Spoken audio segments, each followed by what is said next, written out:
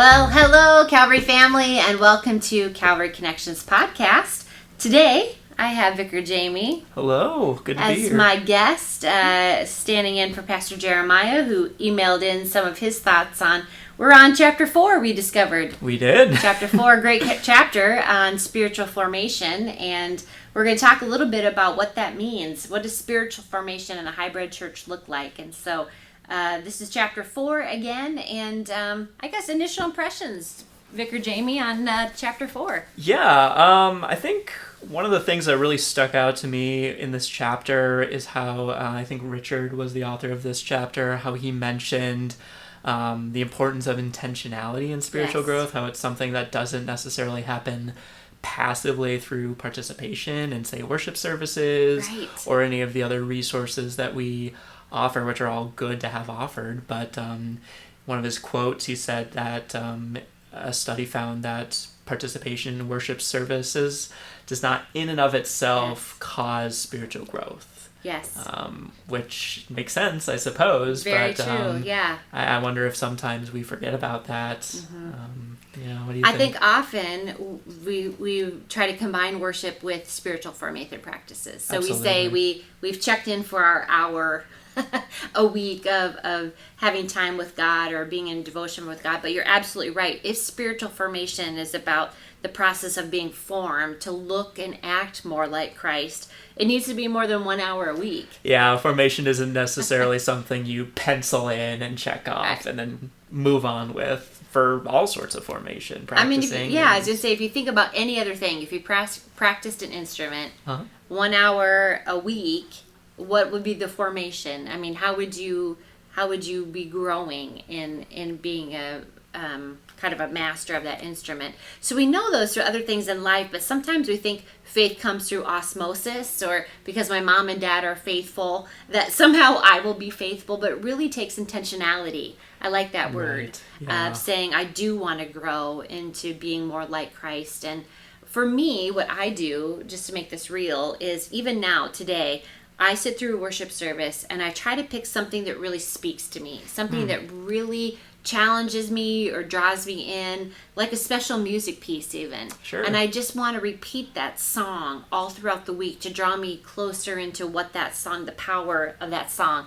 And by Thursday, maybe I'm like, okay, I've heard this song enough, but by Friday I hear something else in that song when I hear it, or some part of the sermon that I repeat. And so I think for me, that's even how I try to make Sunday matter, by drawing that all into the rest of my week. That's it. Yeah, that's great. And that's really important to highlight, how through the repetition of services, right, there's so much. I talk about this a lot, like in my preaching and conversations with people, how worship is such a repetitive sort of motion that we all do, and sometimes the process of going through the motions can feel like what we said earlier. You're checking off your box, you're saying your liturgies, your dialogues, and not really thinking about them because that's just what you do on Sunday morning. But with that intentionality, picking out certain songs, lines, quotes from sermons, even, paying close attention to like the Lord's Prayer, right?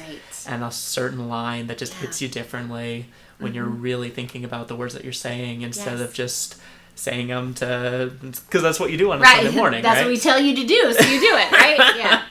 Right. No, it's so true. And I think capturing that, this is exactly what spiritual formation is about, is trying to really think deeper about that and make it become part of you, part of who you are. And again, the goal is to reflect Christ in all we say and do, and not just leave that for a Sunday morning. Mm-hmm.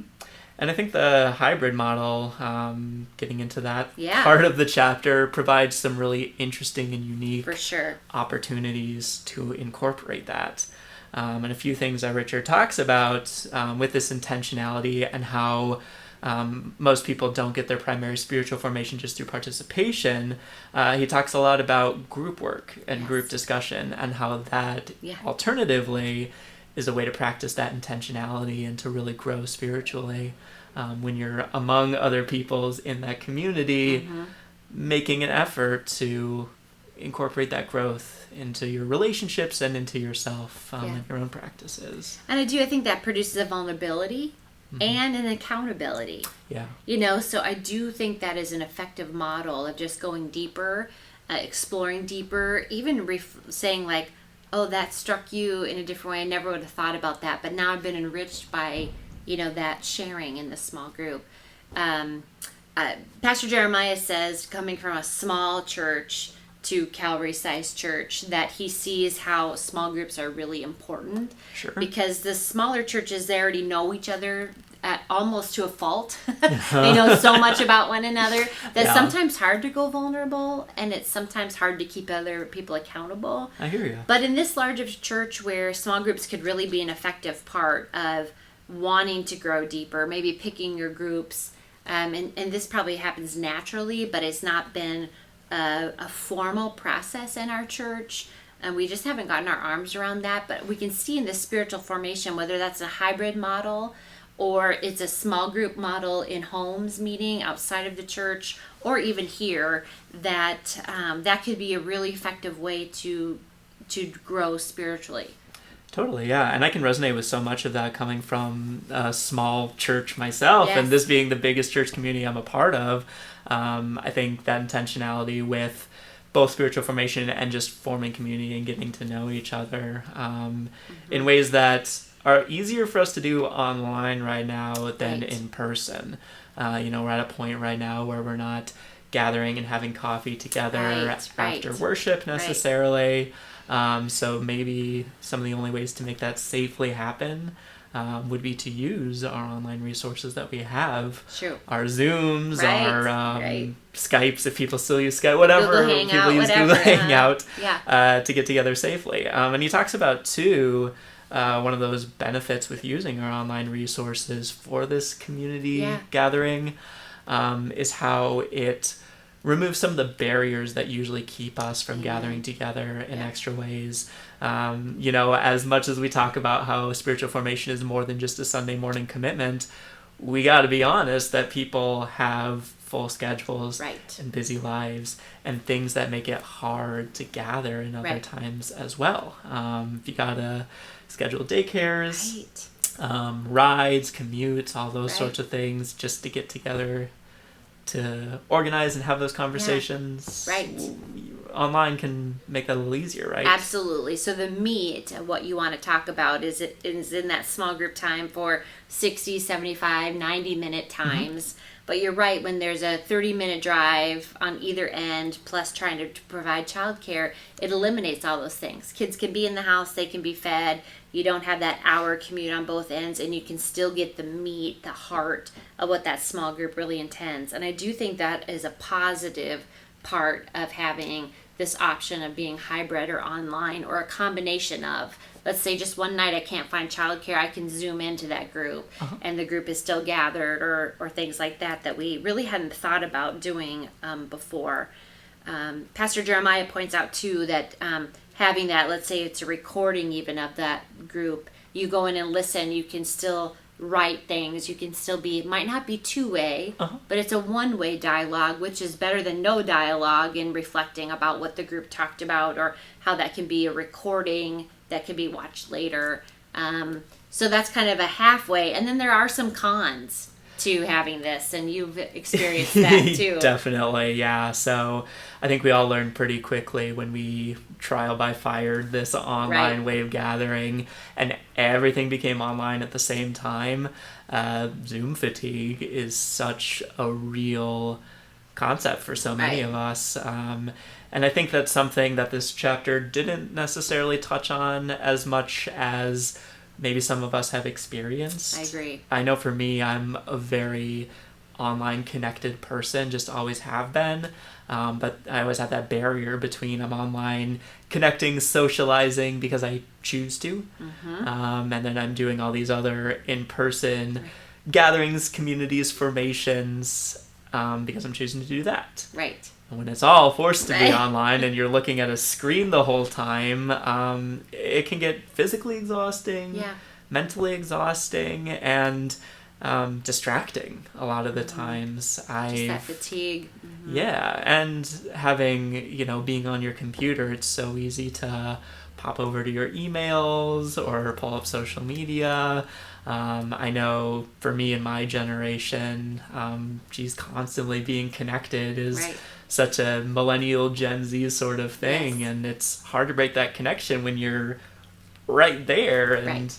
yeah, When you're focused on spiritual formation in the sense of centering prayer. yeah, Very hard to do on Zoom when it's 20 minutes of prayer without being like a ding. I wonder, who just Snapchatted me or whatever. exactly. And again, having that be part of your mode of just living, how do you kind of shut that off in order to really focus on that spiritual formation?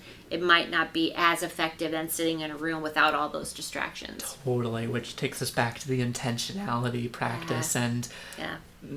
Emphasizing that spiritual practice is a practice. Yeah.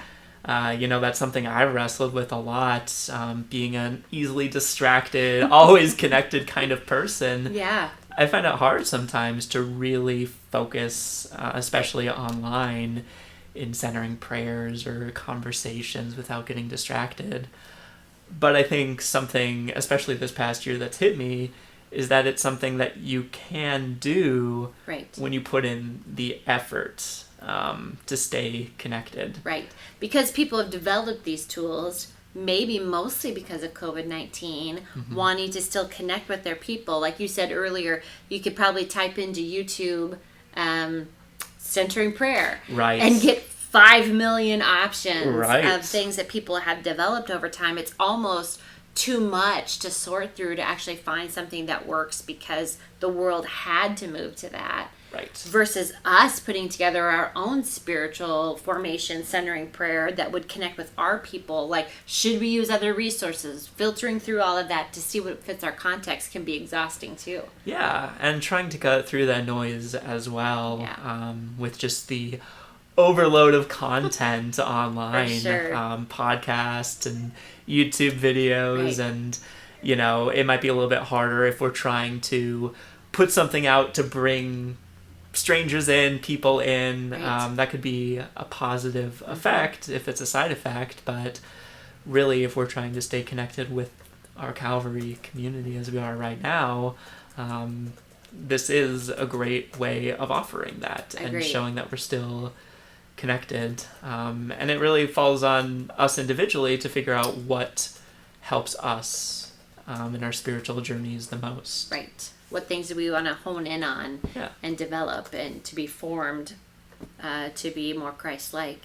One challenge I think I would give all of you, since all of our worship services are online in some way, live streamed and recorded, that you find something in the worship service that really strikes you. And you post it on your own Facebook page. Totally. And maybe more of a question to your audience who's on Facebook or Instagram or TikTok or whatever format that you're on.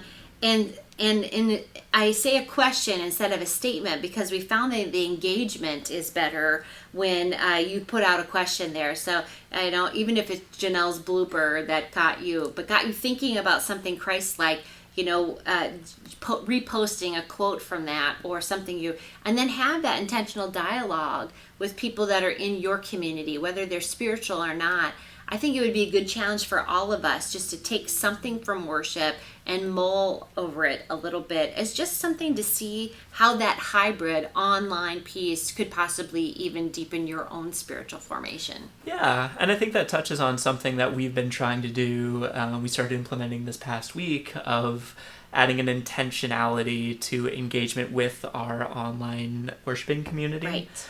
If you tuned into the service this past Sunday, you might have noticed Shar was online typing some messages into the YouTube chat. Yes. As a way of showing, hey, you're still a part of this community, even if you're watching from home, even if you're watching later. Right. And the hope is to include those sort of intentional questions and things to pull out of the service into that online chat. Yes. That's something we can do online that we can't do in worship. Right. You might get a look from someone if you're nudging the person sitting next to you and whispering about the service. Hey, that's a great hashtag. Yeah, we don't do right, that, exactly. Right, yeah. But you can listen and type in the chat as well, and that's a new maybe sort of way of participating. But it could incorporate that intentionality in, hey, I'm really processing what I'm hearing right now, rather than just sitting back and receiving it. So right. if you're listening, I'll encourage you, if you do check out the service online live or later, keep an eye on the chat as well on YouTube, or if we add that to Facebook, type some thoughts in there or see what other people are typing. Indeed. And connect that way, maybe. Yeah. Yeah. There's some great challenges. I hope that chapter 4 got you thinking too about your own spiritual formation and how it could be lived out in this hybrid way that we find ourselves with. But our time is up now, but you can join us on our Zoom conversation on Wednesday night, 7:15, to have a little bit deeper conversation about